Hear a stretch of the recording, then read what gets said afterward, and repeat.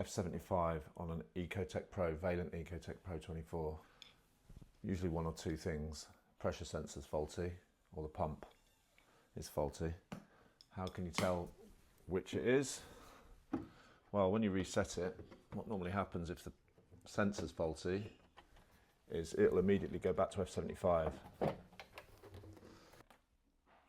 we'll reset that now.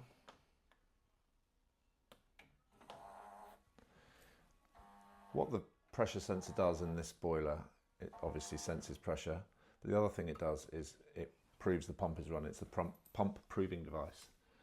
So when you first start up the boiler, the pump runs, and the boiler's looking, the circuit board is looking for the pump proving switch to see an increase in pressure, and that proves that the pump is running. If it doesn't get that proof that the pump is running, it'll try twice more, and on the third attempt, if it doesn't see that pressure rise, it'll lock out to F75. So because it's not gone to F75 immediately, it doesn't look like it's the pressure sensor. So we've also got a red light on this pump, so things are looking like the pump. It tries to spin the pump. The other thing is we can hear a click, click, click, click. I'll use my stethoscope approach. Click, click, click, click. It's the pump. So let's change it, see if it fixes it. So we've isolated the flow returns. So we're only draining the boiler. And we're gonna just open up these conveniently placed drain cocks, one of them underneath the valence. Let the pressure out. Pressure's dropping. While we've got it drained, let's check the expansion vessel. Flat as a pancake. It's always good practice to do this, because if you start draining the boiler and then you take a component out and the expansion vessel is still full of water instead of air, then you start getting a glug, glug, glug, glug, glug, glug, and you get wet. So it's better for the function of the boiler, but it's also easier for you when you're replacing water components to pressurize that expansion vessel. So that's at 0.85 bar.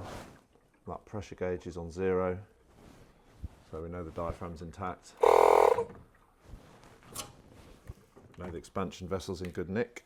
Okay, so now we should be safe to take off the pump head. So only going to change the pump head. We got lucky here because this is already a ERP pump.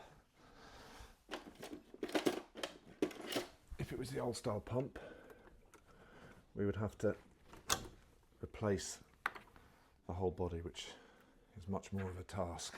But this should be fairly straightforward.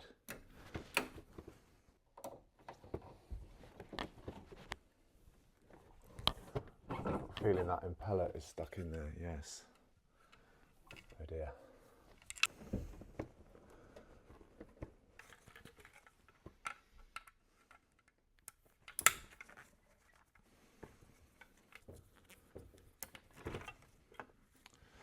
That's how easily it should come out. I'll knock that impeller off and see if I get wet.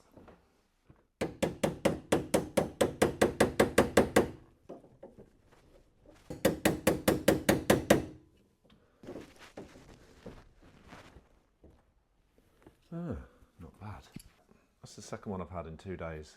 Yesterday was on an alpha. That is completely seized up, that impeller, and that's what it should do. So I think we're going to get away with just that little head.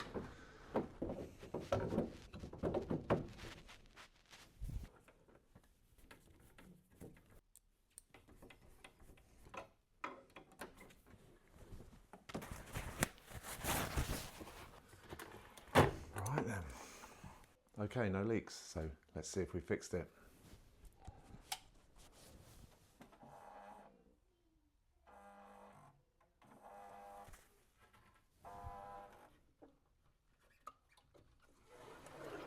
That sounds good. Pump's running. Boiler's happy. So the pump's now running. The pressure switch is engaged. Well, it's recognised a rise in pressure, so the boiler's happy to go through the ignition sequence, and off it goes. Burner's lit. It's a fix.